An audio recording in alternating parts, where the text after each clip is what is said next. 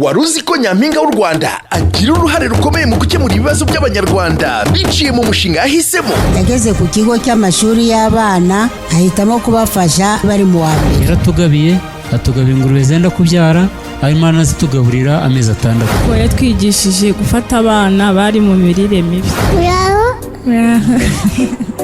Nawe wagira urwo ruhare ugahesha ishema urwakubyaye urubera nyampinga wa 2022. Sanga ibisabwa uniyandikishe ku rubuga Miss Rwanda rawa maze duhurire mu majonjora. Intara y'Amajyaruguru ni ku ya 29 Mutarama 2022 i Musanze muri La Palme Hotel. Intara y'Uburengerazuba ni ku ya 30 Mutarama muri Rubavu muri Gorilla Hotel. Intara y'Amajyepfo ni ku ya 5 Gashyantare i Huye muri Credo Hotel. Intara y'Iburasirazuba ni ku ya 6 Gashyantare i Kayonza muri Silent Hill Hotel. I Kigali ni ku ya 12 Gashyantare 2022 muri Hilltop Hotel. Hose ni uguhera saa 7 z'amanywa. Amabwiriza yo kwirinda COVID-19 azakurikizwa.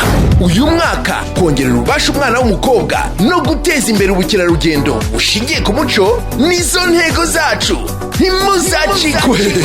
Miss Rwanda 2022 yatewe inkunga na Africa Improved Foods, University of Kigali, Bella Flowers, Hyundai Rwanda, Forza Gaming, Primus, La Palisse Nyamata, Volcano Express, East African Promoters, Africa Medical Supplier, Meris Petroleum, Rwanda Forensic Laboratory, Makuza Peace Plaza, Copa Telecom, Smart Design, Igihe Limited, HDI Rwanda, Ian Collection, Bisa Deco, Keza Saloon, Diamond Smile Dental Clinic, Celine d'Or, Auto Express Garage, Uzima Polyclinic, RBA, na Bank of Kigali, financially transforming lives.